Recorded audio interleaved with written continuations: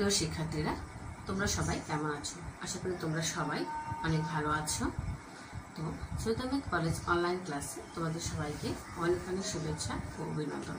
আজকে আমি তোমাদেরকে অনার্স প্রথম বর্ষের মৌলিক সামষ্টিক অর্থনীতির ষষ্ঠ অধ্যায় অর্থাৎ অর্থ ও আর্থিক নীতিটি আলোচনা করব এবং আজকে আলোচ্য বিষয়টা হচ্ছে আমাদের অর্থ বলতে কি বোঝো, অর্থের কার্যাবলী, আধুনিক অর্থনীতিতে অর্থের গুরুত্ব এবং হিসাবে বিধি। তাহলে শিক্ষার্থীরা চলো আজকে ক্লাসটি শুরু করা যায়। আমরা প্রথমে অর্থ বলতে কি বুঝি বা অর্থ কি এটা আলোচনা করব। অর্থ অথবা মুদ্রা, তাই? তাহলে অর্থের ইংরেজি শব্দ কি আমরা সবাই জানি, কি? মানি, তাই? মানি অর্থ অর্থ, তাই না? এখন আসলে অর্থটা কি, তাই? অর্থ হচ্ছে আসলে একটি বিনিময় মাধ্যম, তাই? যার মাধ্যমে আমরা আমাদের বিভিন্ন ধরনের আর্থিক লেনদেন বা আর্থিক লেনদেন সম্পন্ন করে থাকি। তো আমরা যদি গুছিয়ে বলি তাহলে আমরা বলতে পারি যে আসলে অর্থ কিন্তু শুধুমাত্র বিনিময়ের মাধ্যম নয়। অর্থ হচ্ছে এমন একটি বস্তু যা সরকার কর্তৃক স্বীকৃত, যা বিনিময়ের মাধ্যম, দেনা পাওনা নিষ্পত্তির বাহন হিসাবে কাজ করে, তাকেই বলা হয় অর্থ। তো তাহলে এখন আমরা সংজ্ঞাটি একটু লিখে নিই। যে বস্তু সরকার, তোমরা বোর্ডের দিকে লক্ষ্য করো যা আসলে অর্থটা কি। যে বস্তু সরকার কর্তৃক স্বীকৃত, যা বিনিময়ের মাধ্যম, ঋণ পরিশোধের উপায় হিসাবে সর্বজন গ্রাহ্য অর্থাৎ সকলের নিকট গ্রহণযোগ্য এবং যা মূল্যের পরিমাপক ও সঞ্চয়ে বাহন হিসাবে কাজ করে, তাকে অর্থ বলে, তাই না? তাহলে শিক্ষার্থীরা আসলে কি, যে আসলে সাধারণ অর্থে অর্থ বলতে আমরা কি বুঝেছিলাম? টাকা পয়সা বা বিনিময়ের মাধ্যমকে, কিন্তু আসলে অর্থনীতিতে অর্থের একটি সর্বজন গ্রহণযোগ্য সংজ্ঞা রয়েছে, আর সেটাই হচ্ছে আমাদের এই সংজ্ঞাটি, যে শুধুমাত্র বিনিময়ের মাধ্যমকে আসলে অর্থ বলা যায় না। অর্থ হতে গেলে তার কয়েকটি শর্ত থাকতে হবে, অর্থাৎ সেটা সরকার কর্তৃক স্বীকৃত হতে হবে, বিনিময়ের মাধ্যম হিসেবে ঋণ পরিশোধের একটা উপায় হিসেবে ব্যবহৃত হতে হবে, সেটি কি হতে হবে? সকলের নিকট সাদরে গ্রহণযোগ্য হতে হবে, অর্থাৎ সবাই দেওয়া মাত্রই সেটা কি করবে? গ্রহণ করবে, গ্রহণে কোনো অনীহা থাকবে না। সেটা কি হবে? মূল্যের পরিমাপক হিসাবে, অর্থাৎ অর্থের মাধ্যমে তার মূল্যটাকে পরিমাপ করা হবে এবং সঞ্চয়ের বাহন হিসেবে কাজ করবে, অর্থাৎ এটি সঞ্চয়ের একটি মাধ্যম হিসেবে কাজ করবে। এটাকেই বলা হচ্ছে অর্থ। বিভিন্ন অর্থনীতিবিদ অর্থের বিভিন্ন সংজ্ঞা প্রদান করেছেন। যেমন অর্থনীতিবিদ ক্রাউথার বলেছেন যে যা কিছু বিনিময়ের মাধ্যম হিসেবে সর্বজন গৃহীত এবং একই সময়ে যা মূল্যের পরিমাপক ও ধারক হিসেবে কাজ করে, তাকেই বলা হয় অর্থ। অধ্যাপক রবার্টসন তিনি অর্থকে আবার আরেকটু ভিন্নভাবে ব্যাখ্যা করেছেন। তার মতে জিনিসপত্রের দাম অথবা অন্যান্য ব্যবসাগত কার্যকলাপের পাওনা হিসাবে যা সর্বত্র গ্রহণযোগ্য, তাকেই বলা হয় অর্থ। অর্থনীতিবিদ জি.এম. কেইন্স তিনি বলেছেন যে অর্থ এমন একটি জিনিস যা হস্তান্তর করে ঋণ চুক্তি ও দাম চুক্তি মেটানো যায় এবং যার মাধ্যমে সাধারণ ক্রয় ক্ষমতাটাকে ধরে রাখা যায়, তাকেই বলা হয় অর্থ। তাহলে শিক্ষার্থীরা তোমরা বুঝতে পারলে অর্থটা কি এবং বিভিন্ন অর্থনীতিবিদ অর্থের কে কিভাবে সংজ্ঞায়িত করেছেন। তবে বিভিন্ন অর্থনীতিবিদের সংজ্ঞাটা ক্ষেত্রে এটাকে কিন্তু আসলে বানিয়ে লেখা যাবে না, বইয়ে যেভাবে রয়েছে তারা যেভাবে দিয়েছে তোমাদেরকে কিন্তু ঠিক সেভাবে লিখতে হবে। তাহলে শিক্ষার্থীরা তোমরা বুঝতে পারলে যে অর্থ বা মুদ্রাটা আসলে কি। এবার আমরা আলোচনা করব অর্থের কার্যাবলীগুলো কি কি, অর্থাৎ অর্থ কি কি কাজ করে থাকে। আলোচনা করব যে অর্থের কার্যাবলীগুলো কি কি, অর্থাৎ অর্থ কি কি কাজ করে থাকে। অর্থের কার্যাবলী অর্থাৎ ফাংশন অফ ম্যানি। অর্থ শুধুমাত্র যে বিনিময়ের মাধ্যম তা কিন্তু নয়। অর্থ বিভিন্ন কার্যাবলী সম্পাদন, অর্থাৎ বাণিজ্যিক কার্যাবলীর পাশাপাশি অর্থ আরো বিভিন্ন ধরনের কাজ করে থাকে, অর্থাৎ বিনিময়, বন্টন, ভোগ, সঞ্চয়, এগুলোর ক্ষেত্রে কি করে থাকে? অর্থ কাজ করে থাকে, তাই না? তাহলে অর্থের কার্যাবলী প্রথম এবং প্রধান আমরা বলতে পারি যে অর্থ আসলে কি? বিনিময়ের মাধ্যম। বিনিময়ের মাধ্যম। তাহলে অর্থের প্রথম না, অর্থ কি? বিনিময় মাধ্যম, তাই না? অর্থ কি করে? বিনিময় মাধ্যম হিসেবে বিভিন্ন দ্রব্য ক্রয় বিক্রয়ের ক্ষেত্রে সেটা কি করে?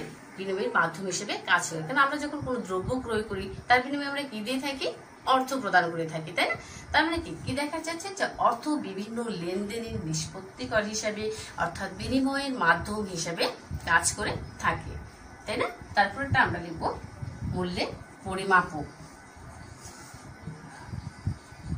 মূল্যের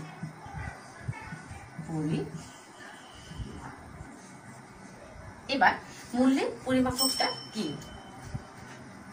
কাজ করে হচ্ছে মূল্যের পরিমাপক, অর্থাৎ অর্থ মূল্যের পরিমাপক হিসাবে কাজ করে থাকে। অর্থ মূল্যের পরিমাপক হিসেবে কিভাবে কাজ করে? যখন আমরা বাজার থেকে কোনো দ্রব্য বা সেবা ক্রয় করে থাকি তখন কি করে থাকি? তারপরে আমরা কি করে থাকি? অর্থ প্রদান করে থাকি। তার মানে কি? অর্থটা কি হচ্ছে? মূল্যের পরিমাপক বা বাহন হিসাবে কিন্তু কাজ করছে। এই যে অর্থ মূল্যের পরিমাপক হিসেবে কাজ করা, এটাও কিন্তু অর্থের একটি কাজ। এরপরে আমরা লিখবো সঞ্চয় বাহন। সঞ্চয় বাহন। অর্থ শুধুমাত্র যে মূল্যের পরিমাপক হিসেবে কাজ করে তা কিন্তু নয়, অর্থ কিন্তু সঞ্চয়ের বাহন হিসেবে কাজ করে থাকে। মানুষ তার আয় থেকে ব্যয়টা বাদ দেওয়ার পরে যা উদ্বৃত্ত থাকে সেটা কি করে থাকে? মূলত সঞ্চয় করে থাকে, তাই না? এই সঞ্চয়টা মানুষ মূলত কিসের মাধ্যমে করে থাকে? অর্থের মাধ্যমে, তাই না? যদি অর্থ না থাকতো তাহলে কি করা লাগতো? গাদা গাদা ধান, গাদা গাদা গম, এগুলো কি করে রাখতো? জমিয়ে রাখা লাগতো, তাই না? তা কি সম্ভব? সম্ভব নয়। তার মানে কি? অর্থ কিন্তু সর্বজন গৃহীত একটি সঞ্চয়ের বাহন হিসাবে কাজ করে থাকে। মানুষ তার উদ্বৃত্তটাকে খুব সহজেই অর্থের মাধ্যমে জমিয়ে রাখতে পারে। এরপরে আমরা লিখব স্থগিত লেনদেন।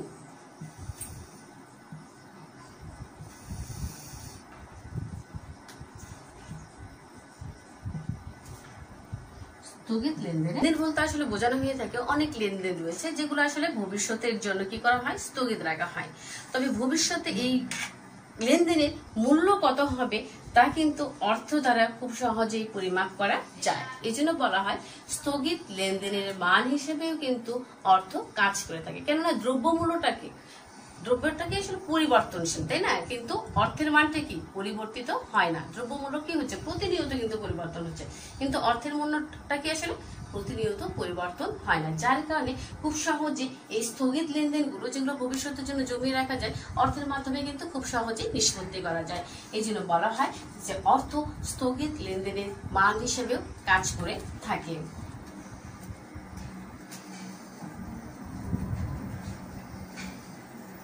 5 নাম্বারটা আমরা বলতে পারি মূল্য স্থানান্তরের উপায়। মূল্য স্থানান্তরের উপায়। তাহলে অর্থের আরেকটি গুরুত্বপূর্ণ কাজ হচ্ছে মূল্য স্থানান্তরের উপায়, অর্থাৎ অর্থ মূল্য স্থানান্তরের উপায় হিসেবেও কাজ করে থাকে। কেননা আমরা চাইলেই কিন্তু আমাদের বাড়ি ঘর এগুলো কিন্তু যখন এক জায়গা থেকে আরেক জায়গায় যায় ওগুলো কিন্তু মাথায় করে নিয়ে যেতে পারবো না, কিন্তু আমরা যদি সেগুলো বিক্রয় করে দিই তার অর্থ কিন্তু আমরা কি করতে পারি? খুব সহজেই কিন্তু স্থানান্তর করতে পারি। এই জন্য বলা হয় যে আসলে মূল্য স্থানান্তরের উপায় হিসাবেও অর্থ কাজ করে থাকে এবং এটি অর্থের একটি গুরুত্বপূর্ণ কাজ। তাহলে আমরা কি বলি যে মূল্য স্থানান্তরের উপায় হিসেবে বা মাধ্যম হিসেবেও কি করে থাকে? অর্থ কাজ করে থাকে। এরপরে আমরা লিখতে পারি ঋণ ভিত্তি।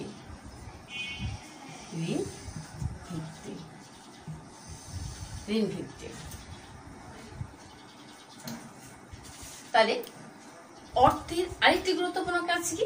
ঋণের ভিত্তি বা ঋণের মাধ্যম, অর্থাৎ অর্থটা ঋণের ভিত্তি হিসেবে কাজ করে থাকে। অর্থের আরেকটি গুরুত্বপূর্ণ কাজ হচ্ছে কি? ঋণ ভিত্তি। বাণিজ্যিক ব্যাংকগুলো কি করে থাকে, তাদের নগদ রিজার্ভের ভিত্তিতেই কিন্তু ঋণ কার্যক্রম পরিচালনা করে থাকে, অর্থাৎ ঋণের উপর ভিত্তি করেই তারা কি করে থাকে, তাদের ঋণ কার্যক্রমগুলো সম্পাদন করে থাকে। এই জন্য বলা হয় আসলে যে ঋণ ভিত্তি বা ঋণের ভিত্তি হিসেবে অর্থ কি করে থাকে, কাজ করে থাকে। এরপরে 7 নম্বরটা আমরা দেখি।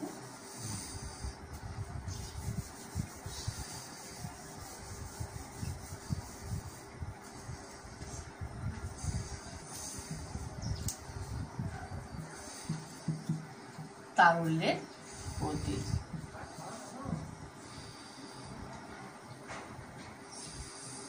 তারল্যের প্রতীক অর্থ তারল্যের প্রতীক হিসাবে কাজ করে থাকে। অর্থ আসলে কি, সর্বাধিক গ্রহণযোগ্য একটি তারল্য সম্পদ, তাই না? নগদ অর্থের সাহায্যে মানুষ কি করতে পারে, খুব সহজেই কিন্তু দ্রব্য, বিভিন্ন ধরনের সেবা প্রয়োগ করতে পারে। এই জন্য অর্থকে বলা হয় তারল্যের প্রতীক, অর্থাৎ অর্থের গতিশীলতা। এরপরে আমরা একটু খেয়াল করব, তাই না? অর্থে আরেকটি গুরুত্বপূর্ণ কাজ কি, ক্রয় ক্ষমতা সৃষ্টি। অর্থ মানুষ কি করে থাকে, ক্রয় ক্ষমতা সৃষ্টি করে থাকে, তাই না? সমাজে যার অর্থ বেশি সে কি বিত্তবান, তার ক্রয় ক্ষমতা বেশি। যার অর্থ নেই তার ক্রয় ক্ষমতা কি কম, তাই না? এই জন্য বলা হয় যে আসলে অর্থ কি করে থাকে, ক্রয় ক্ষমতার সৃষ্টি, অর্থাৎ ক্রয় ক্ষমতার সৃষ্টি হচ্ছে অর্থের আরেকটি গুরুত্বপূর্ণ কাজ। অর্থনৈতিক স্থিতিশীলতা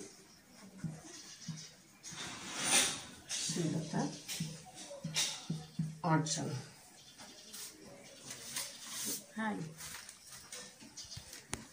স্থিতিশীলতা অর্জনের ক্ষেত্রেও কিন্তু অর্থ কি করে থাকে, গুরুত্বপূর্ণ কাজ করে থাকে। অর্থাৎ অর্থনৈতিক স্থিতিশীলতা অর্জন করাও অর্থের একটি গুরুত্বপূর্ণ কাজ। কেন, মুদ্রাস্ফীতির সময় যখন অর্থ সরবরাহ বেড়ে যায় তখন কি করা যায়, অর্থ সরবরাহটাকে হ্রাস করে কিন্তু মুদ্রাস্ফীতি নিয়ন্ত্রণ করা যায়। আবার মন্দার সময় কি করা যায়, অর্থ সরবরাহটা বৃদ্ধি করে কি করা যায়, অর্থনৈতিক স্থিতিশীলতা অর্জন করা সম্ভব বা করা যায়। এই জন্য বলা হয় যে অর্থ বা মুদ্রা অর্থনৈতিক স্থিতিশীলতা অর্জনের ক্ষেত্রে গুরুত্বপূর্ণ ভূমিকা পালন করে থাকে। অর্থনৈতিক প্রবৃদ্ধি, অর্থনৈতিক প্রবৃদ্ধি গুরুত্বপূর্ণ ভূমিকা পালন করে থাকে। যথার্থ আর্থিক ব্যবস্থাপনার মাধ্যমে কিন্তু একটি দেশের অর্থনৈতিক প্রবৃদ্ধির ক্ষেত্রে সমৃদ্ধি অর্জন করা সম্ভব। তার মানে কি, অর্থনৈতিক প্রবৃদ্ধি অর্জনের ক্ষেত্রে অর্থ গুরুত্বপূর্ণ ভূমিকা পালন করে থাকে।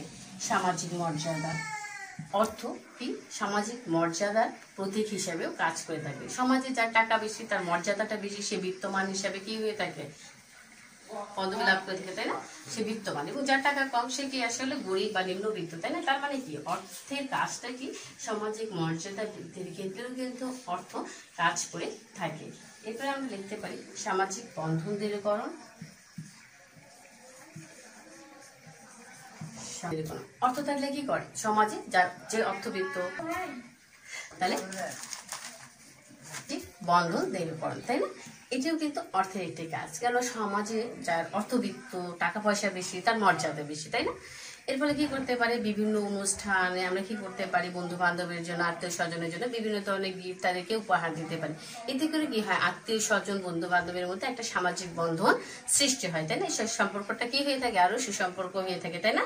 দিতে পারলে কি আসলে ভালো লাগে, তাই না? কেউ কোনো কিছু পাইলে তার কি হয়, অনেক ভালো লাগে। কারো কাছ থেকে যদি কোনো কিছু পাওয়া যায় তাহলে কি হয়, খুবই ভালো লাগে। এতে করে কি হয়, বন্ধু বান্ধব আত্মীয় স্বজনের মধ্যে একটা সামাজিক দৃঢ়তার সৃষ্টি হয়, একটা সুসম্পর্ক সৃষ্টি হয়। এই জন্য বলা হয় যে আসলে মূলত অর্থ সামাজিক বন্ধন দৃঢ়করণ বা সামাজিক সম্পর্ক সৃষ্টিতেও গুরুত্বপূর্ণ ভূমিকা পালন করে থাকে। অর্থাৎ একটি সামাজিক সম্পর্ক সৃষ্টিও অর্থের গুরুত্বপূর্ণ কাজ। এরপরে আমরা